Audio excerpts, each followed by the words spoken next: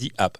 Tu te souviens qu'en tant que directeur marketing, tu recevais des fichiers Excel de vente ou de résultats de campagne avec une espèce de sensation de peur avant de les ouvrir? Pas vraiment peur, mais c'est clair qu'il y avait beaucoup trop de données. Je ne savais pas où regarder d'abord, ça prenait trop longtemps. Je suis vraiment pas très patient, donc du coup, c'était l'horreur.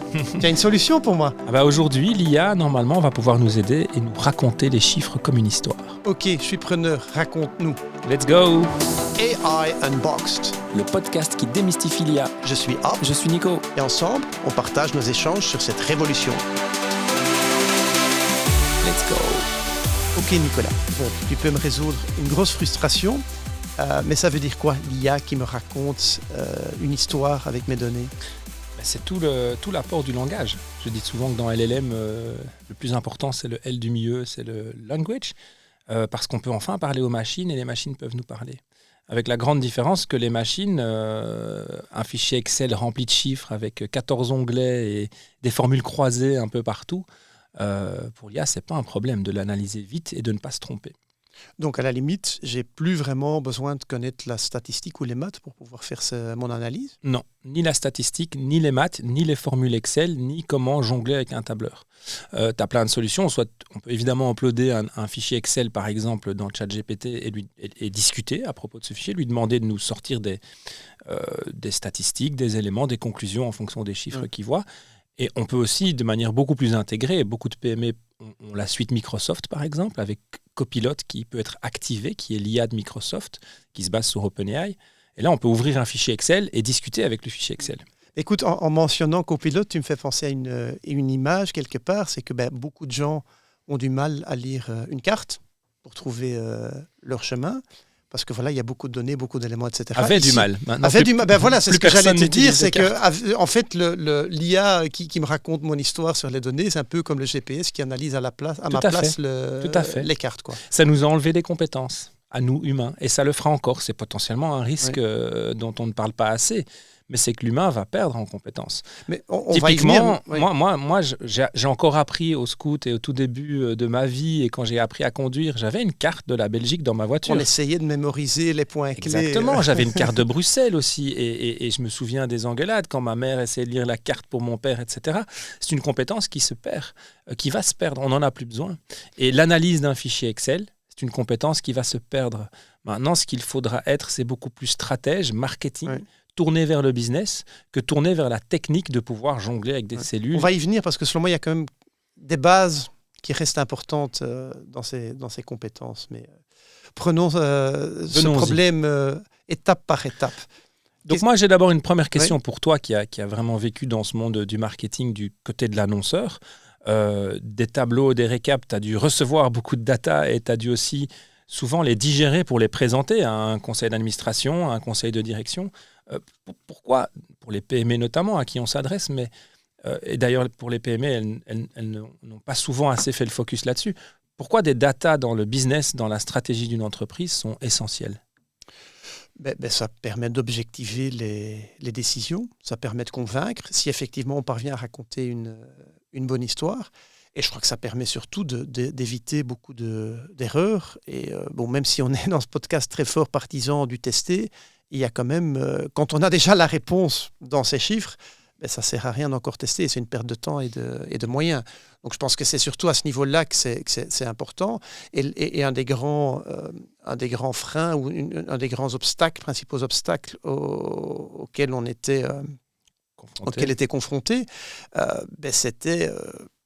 Moi, je me souviens que j'avais des collaborateurs qui, justement, n'étaient pas très forts en maths et qui même me présentaient une analyse où la moyenne de 4 chiffres se positionnait au-dessus ou en dessous de toutes les composantes. Donc voilà, à la limite, quand on a des notions de chiffres plus avancées, on se rend tout de suite compte que c'est erroné, mais ça menait parfois à des discussions interminables. Oui, mais comment tu sais? Tu n'as même pas écouté. Je dis oui, a priori, il y a certaines choses qui sont évidentes, mais il faut les trouver. Je crois que c'était vraiment le grand défi. D'où l'importance, on l'a beaucoup vu, du profil du data analyst ces 10, 15, 20 dernières années, on va dire 15.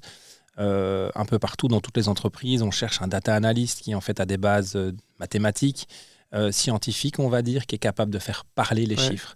Et c'est drôle qu'on parle maintenant de dialogue avec un fichier Excel, avec un tableur, grâce à l'IA et grâce au modèle de langage, parce qu'en fait, c'est ça qu'on attendait d'un data analyst, c'est qu'il nous aide à comprendre les chiffres, à faire les bons calculs, les belles formules, mais surtout que derrière, il nous raconte une histoire avec. Mais c'est clair que ça impacte pas mal ces métiers-là. En même temps, comme tu le disais il y a quelques instants, ça ouvre de nouvelles opportunités aux PME qui n'avaient pas forcément les moyens de s'offrir un analyste plein temps, un data scientist plein temps. Tout simplement, oui, ils avaient des data, oui, ils avaient des besoins, mais pas forcément un temps plein. Et aussi, il faut l'occuper avec de nouveaux défis. Parce qu'un data analyst qui doit juste générer le même petit rapport tous les mois, à un moment donné, il quitte et on est à nouveau à la case départ. Donc oui, c'est une compétence clé. Si on peut la remplacer en grande partie par l'IA, ça ouvre pas mal d'opportunités et ça rend accessible justement ces éléments d'analyse, même pour les créatifs ou les stratèges qui sont peut-être moins intéressés ou doués pour les maths. Tu parlais de testing tout à l'heure. C'est intéressant aussi parce qu'un simple A/B testing, ça reste quand même du marketing data. Puisque qu'est-ce qui ressort d'un A/B testing? Ce sont des chiffres, de toute façon. Des chiffres d'engagement, des chiffres d'impression, de clics, tout ce qu'on veut, de vente. Donc tout est lié aux chiffres. Effectivement, en tout cas dans le marketing, le business, il y a un moment, de toute façon, il y aura des chiffres. Mais je crois que là, tu touches à quelque chose que je trouve très intéressant. C'est que, oui, beaucoup de choses pourront être automatisé, remplacé par une IA. Maintenant, ton A/B testing, il faut quand même t'assurer et valider avec une validation humaine, une intervention humaine, qu'on est bien en train de faire le testing sur le bon métrique, sur le bon KPI. Parce qu'effectivement, mesurer pour un A/B testing juste les impressions ou les vues alors qu'on est en train de faire une campagne de conversion, ça ne va pas nécessairement amener les bonnes conclusions. Donc je crois qu'il y a quand même une certaine... Intelligence business. Voilà, intelligence business. Et puis, voilà, aussi s'assurer que les sources de data nécessaires soient connectées. Et qui ça, on va en parler. Tout l'environnement des data à mettre en place. C'est essentiel, s'assurer que ces données soient correctes et complètes. Et puis peut-être un autre domaine où je pense qu'effectivement il y a l'intelligence business et l'intervention humaine, en tout cas à court et selon moi à moyen terme, restera essentiel. C'est que l'IA ne maîtrise pas tout le contexte et certainement pas le contexte aujourd'hui du monde physique. Donc on ne lit pas toutes les données. Donc il pleut, selon la prévision météo, il pleuvait, mais est-ce qu'à ce moment-là, à cet endroit-là où se trouve par exemple mon magasin, est-ce qu'il pleuvait? Et donc ces éléments-là sont clés pour trouver les bonnes, pour distiller les bonnes conclusions, sont clés aussi à terme, et je ne sais pas si on aura l'occasion d'en parler, mais pour vraiment déterminer la causalité, donc de se dire, voilà, ok, c'est A qui a provoqué B et pas dans l'autre sens. Alors tout pourra se transformer en data. J'aime bien ton exemple de la pluie où moi qui fais un sport en extérieur, souvent on me dit il va pleuvoir, j'y vais, je me dis mais en fait il pleut pas. C'est intéressant, mais ce sera aussi calculable un jour, ce sera aussi récoltable comme data. Il suffit de se connecter à la station du Brabant wallon, de captage d'eau, j'en sais rien, et on pourra à un moment tout corréler. Mais comme tout projet de données, il va falloir parfois peser l'investissement. Est-ce que ça vaut la peine? Voilà, est-ce que ça vaut la peine? Et parfois, il y a des questions ponctuelles pour lesquelles, oui, il faut des données contextuelles supplémentaires. Si c'est vraiment une question ponctuelle, est-ce que ça vaut la peine de faire un projet d'intégration de données extra? Mais bon. Donc, les datas sont pertinentes. En tout cas, ce débat sur les datas est évidemment pertinent pour tout le monde, pour que ce soit une petite entreprise, un petit vendeur, une grande entreprise. La grande différence maintenant, c'est que les modèles de langage nous permettent d'y avoir accès plus facilement. Et sous 4... Je pense que pour les gens qui nous écoutent, qui sont un peu perdus dans les datas, on peut déjà leur dire qu'en tout cas, leur entreprise génère des datas. Ça, c'est sûr et certain. C'est sûr. Et même, je pense aujourd'hui qu'on peut même dire avec une certaine fiabilité que toute entreprise génère même des datas digitalisées. Exactement. Oui, clairement. Voire toutes. On va dire vraiment, tu peux trouver des exemples d'un magasin au fond d'un village qui n'a pas de site internet, qui n'a pas de page Facebook. Ouais. Voilà. Il a déjà des paiements qui sont digitalisés. Il a le stock souvent avec un système de stock. Donc ça, c'est un fait. Et donc, l'IA peut évidemment aider à l'interprétation des datas. Ça, c'est ce dont on parlait en tant que directeur marketing. Toi, tu recevais beaucoup de flux de data. Mais si on reprend un peu les choses au départ, l'intelligence artificielle peut aussi aider les PME à récolter les datas. Et récolter des datas où avant, on ne pouvait pas le faire, même les grandes entreprises. Je m'explique.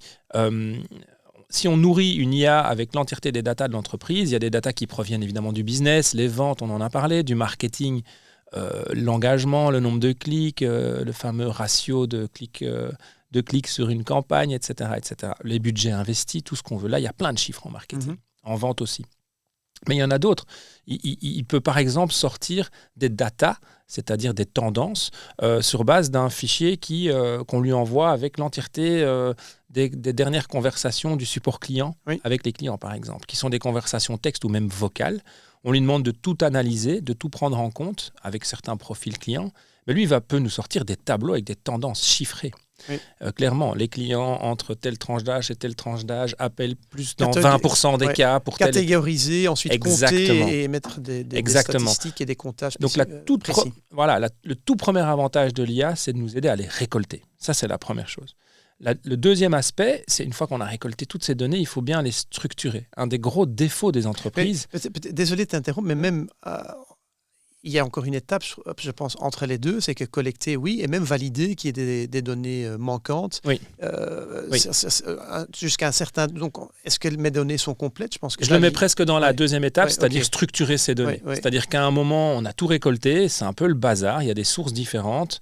Il faut structurer tout ça dans des fichiers compréhensibles par la machine et derrière exploitables par un modèle de langage, c'est-à-dire vers qui on peut communiquer. Et standardiser, parce qu'effectivement, tu mentionnais les données marketing. Effectivement, je fais une campagne Meta, je fais une campagne Google. Les différentes mesures n'ont pas forcément le même nom et la méthode de mesure n'est pas forcément la même. Et donc, je pense que là, structurer, standardiser, à la limite contextualiser avec une définition des différentes métriques accessibles pour l'IA, sont quand même une étape indispensable. Sans pour autant devoir tout rassembler dans un fichier Excel, comme on le faisait avant. On allait chercher un peu tout, on copiait-collait dans les colonnes. Un travail manuel vraiment compliqué et qui prenait du temps. Le data lake, maintenant, c'est le lac dans lequel l'entièreté des données de l'entreprise viennent.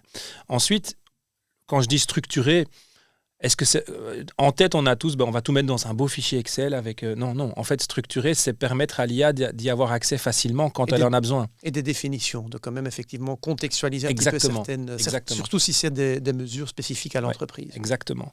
Et donc, voilà, récolter, structurer, analyser, ça, on en a parlé, on va encore en parler. C'est tout ce que l'IA peut nous permettre de faire à partir de chiffres qu'on aurait pu faire ou que ça nous aurait pris beaucoup, beaucoup de temps ou qu'on n'aurait pas pu faire. Il y a un moment dans des data lakes gigantesques, un humain, sauf si tu mets une équipe de 20 personnes avec des budgets pas possibles, ne pourra pas tout voir. Il ne pourra pas être sûr de n'avoir rien raté comme tendance qui peut se dégager de données. Et je pense aussi, parce que nous aussi, en tant qu'être humain, on a des biais et on voit une première tendance, on fonce dans ce tunnel. Et puis il y a le fameux rabbit hole, comme on dit en anglais. Et puis à la limite, effectivement, on regarde même plus les autres éléments qui pourraient aussi se trouver dans ces mêmes data, alors que à premier niveau, cette priorité ou ce tunnel qui empêche de voir l'ensemble des données, c'est quelque chose qui est moins problématique dans le cadre d'une... Et puis l'humain est faillible. Oui. On a beaucoup parlé d'hallucination potentielle. L'humain peut en avoir. L'humain peut aussi... on a parlé des biais dans les modèles de langage, mais l'humain, il a plein de biais. Oui. Il a le biais de vite trouver une solution. S'il l'a trouvé, il se satisfait aussi assez rapidement. Il ne va pas chercher plus loin. Comme tu l'as dit, l'IA pourrait être objective et totale, c'est-à-dire on pourrait normalement avoir plus confiance en une IA face à un data lake, qu'elle n'oublie rien, qu'elle prenne tout en compte. Et surtout aussi en termes de mémoire. C'est-à-dire qu'elle peut faire référence à des chiffres il y a 10 ans sans devoir aller analyser des tableaux, s'en souvenir et y penser. Elle l'a dans son système, dans son cœur. Moi, ce que je trouve vraiment excitant avec ce sujet, c'est que on a dit souvent c'est moi qui te pose la question, pour qui est-ce pertinent? Souvent, on se dit pour tout le monde, mais je crois qu'ici, c'est vraiment un sujet type. Oui, le directeur marketing, on en a parlé. N'importe quel autre manager ou directeur qui a besoin de vendre un projet peut bénéficier d'arguments supplémentaires quantifiés pour convaincre un board, par exemple. Le freelance peut gérer plus de campagnes parce que l'analyse des résultats de ces campagnes, il peut en grande partie automatiser, donc il a besoin de moins de temps pour le faire. Un patron de PME qui n'a pas le budget ou le volume de travail pour un analyste, voire même un stagiaire, du moment qu'on a des données qualitatives, complètes. Qu'on le prompte bien. Voilà, mais on peut beaucoup plus facilement le cadrer, tout simplement parce qu'effectivement, on est sûr qu'il va utiliser des données qualitatives, complètes, pertinentes, etc. En tout cas, ce qui est certain, c'est qu'on aura plus de résultats maintenant qu'il y a 5 ans, en moins de temps. Ça, c'est sûr et certain. Et la toute dernière étape, c'est le dashboarding. La toute dernière étape, c'est de dire, OK, on a récolté, on a structuré, on a analysé, et l'IA nous a beaucoup aidé. Derrière, il faut pouvoir présenter ces chiffres. Il faut soit, comme on parlait au conseil d'administration, soit les présenter au marketing pour qu'on prenne des décisions stratégiques. Parce que le visuel communique quand même toujours plus rapidement. Le visuel et puis le résumé aussi. Oui.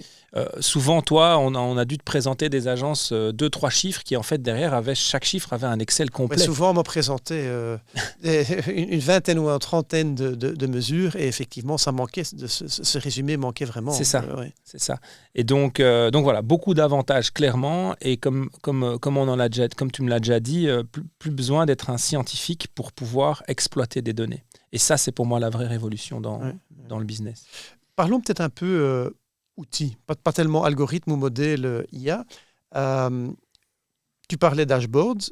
Aujourd'hui, un Power BI de Microsoft, par exemple, non seulement on peut lui poser des questions, quel est le produit qui s'est le mieux vendu le mois dernier, mais on peut même lui expliquer le dashboard dont on voudrait bénéficier. Et même là, il va générer effectivement un dashboard avec les visualisations le plus appropriées aux mesures qu'on est en train de regarder, etc. Donc même à ce niveau-là, on ne parle même pas encore d'analyse, mais même à ce niveau-là, le business intelligence conversationnel est en train de se construire.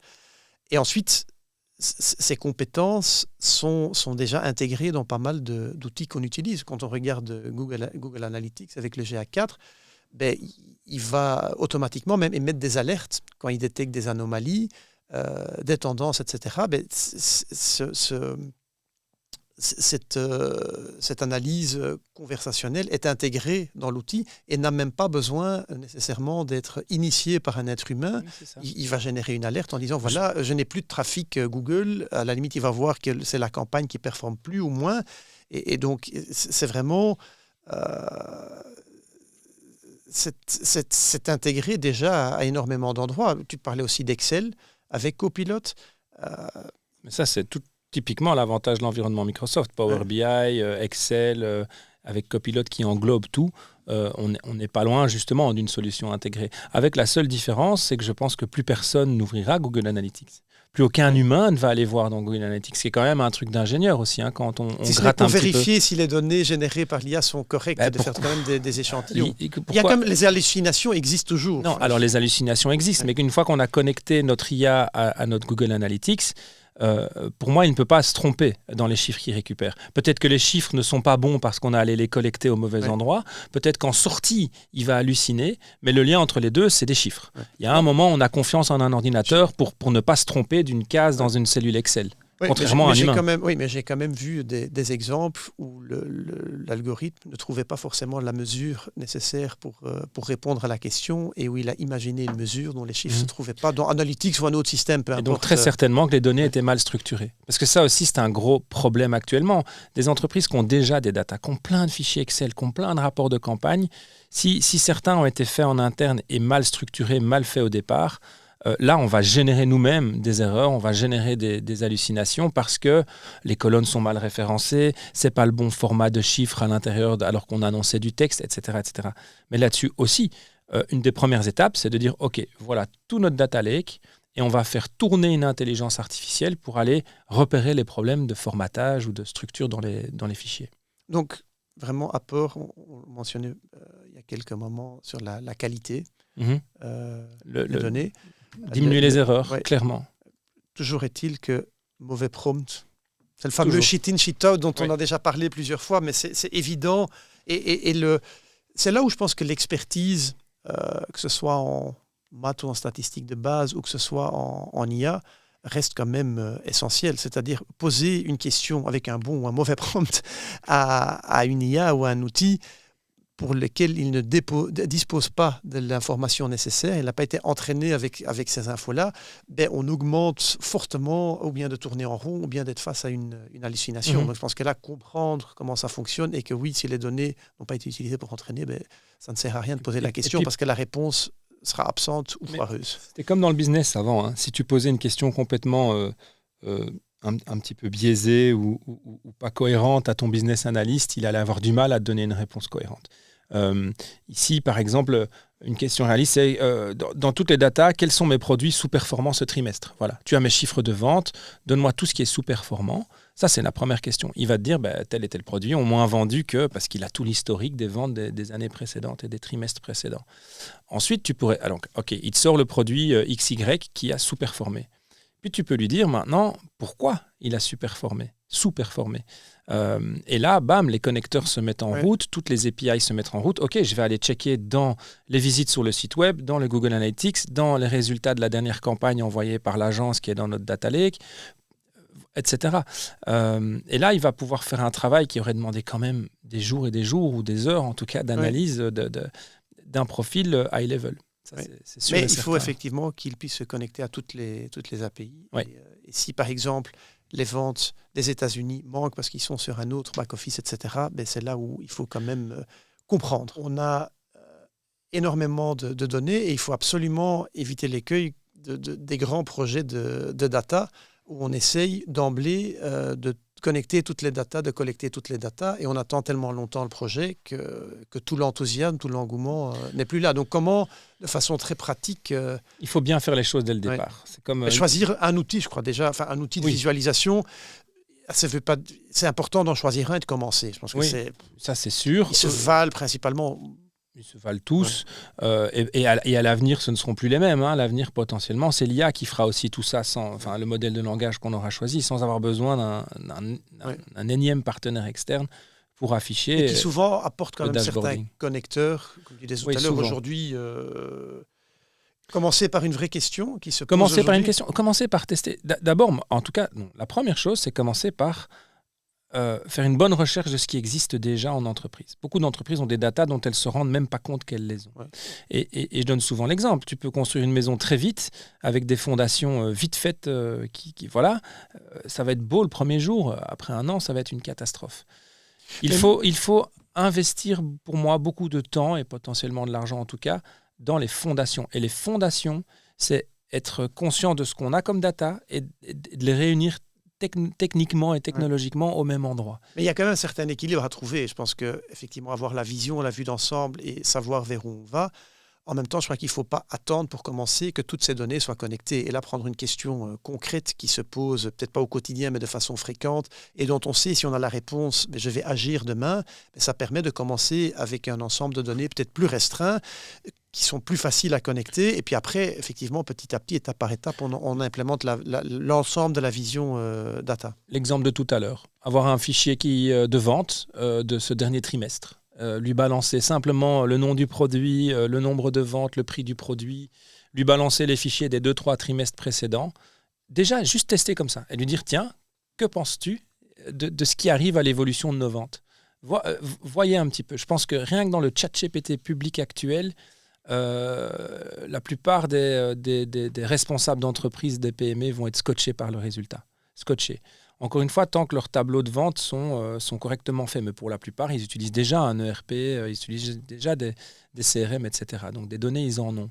On n'a pas parlé d'un autre aspect qui est assez intéressant aussi, c'est de plus en plus les entreprises enregistrent leurs réunions, tu vois, pour faire des récaps. Ils ont ces outils IA qui... en plus, qui sépare ce que chacun dit. Imagine, dans 1 an, 2, 3 ans, les entreprises, ça fera partie de data qui seront dans le data lake. Et l'IA pourra dire, oui, mais dans la réunion en 2023, on avait évoqué ça.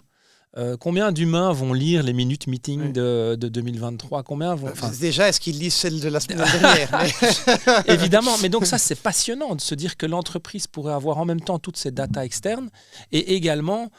toutes ces données générées en interne par les échanges entre les employés. Dans le cas ici, dans l'exemple spécifique que tu donnes, à la limite, quelqu'un pose la question en réunion, quelques instants plus tard, la réponse pourra être donnée. L'IA participera à la réunion. Oui, elle sera là. Excusez-moi, d'ailleurs, il y a 2 ans, un de vos précédents, qui n'est même plus dans l'entreprise, avait évoqué ce concept et on en avait conclu c'est génial. On a quand même tout intérêt à éviter de baratiner et de dire n'importe quoi, parce que là, l'IA aussi risque d'intervenir. Pardon, mais le chiffre ici cité n'est pas correct, etc. Oui, mais c'est très bien. C'est très bien. Comment résumer il faut plus d'analystes. C'est peut-être un peu... Non, ou les analystes...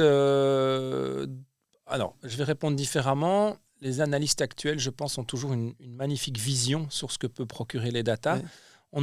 Ils n'auront pas spécialement besoin des mêmes compétences. C'est-à-dire, ils n'ont plus spécialement besoin de pouvoir jongler avec des chiffres facilement et de manière un peu intuitive. Ils doivent plus comprendre le business et le contexte. Comprendre le business et potentiellement, ils deviendront eux-mêmes aussi, comme je l'ai expliqué, les fondations, c'est-à-dire les sources et l'endroit où on va stocker nos data, c'est essentiel, et la façon dont on va les stocker.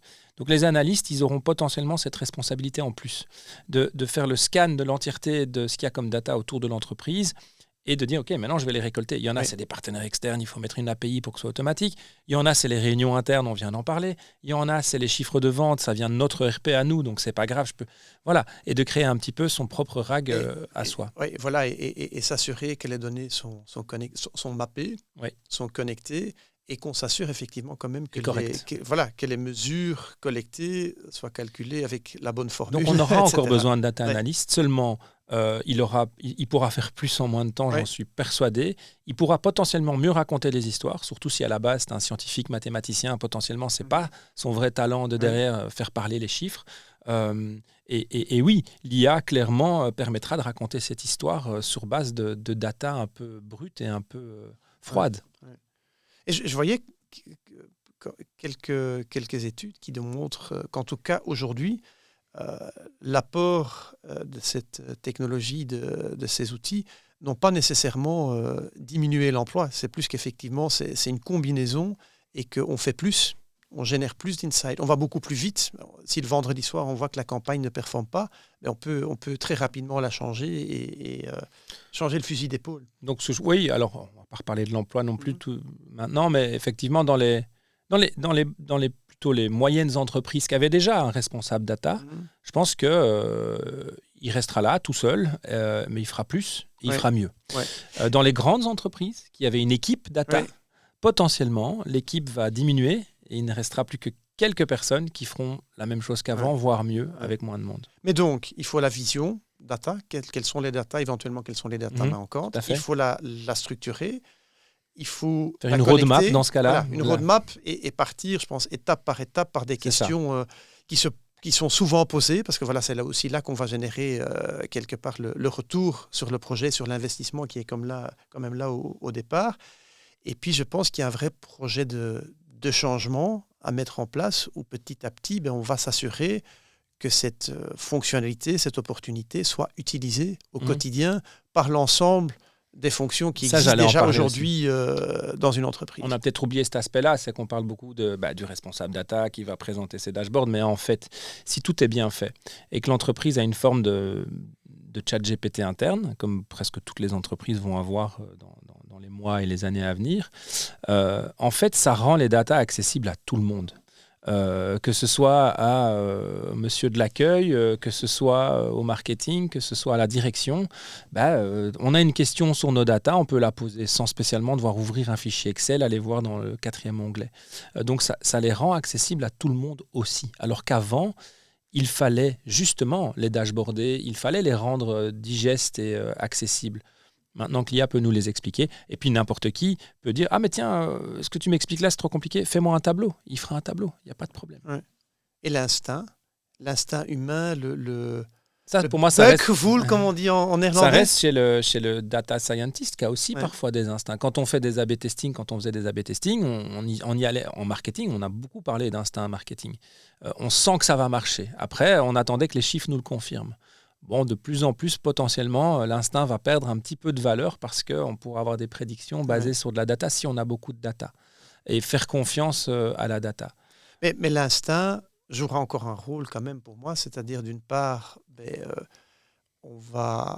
l'instinct va aider à poser les bonnes questions. Et à choisir derrière. Voilà, et je pense qu'il y a une autre force des modèles de langage. On en a discuté, je pense que dans l'épisode créativité, c'est que c'est quand même un bon compagnon de brainstorming. Et donc, si on ne sait pas, si notre instinct ne nous donne pas tout de suite la bonne réponse, on peut effectivement suggérer des pistes ou challenger. et qui seront développées, challengées, complétées par des variantes par l'IA. Tout à fait. Ok. Super, c'est un sujet passionnant. Je suis rassuré que... Ça concerne tout le monde, c'est ça qui est passionnant. Et je suis rassuré que j'aurai mes statistiques et mes réponses beaucoup plus vite. Je me suis toujours dit qu'un des principaux points à travailler pour moi, c'était la patience, mais tu viens de m'apprendre que finalement, c'est le monde qui va s'accélérer. Mais moi aussi, je suis pas un grand patient. Mais avec l'IA, on a des résultats vite, mais il faut s'en méfier, parfois c'est trop vite. Voilà, ok. Merci à tous d'avoir écouté. Avec plaisir. On peut conclure que l'analyse de données n'est plus réservée aux experts. Matheux. Parfait. Ciao, ciao. À bientôt.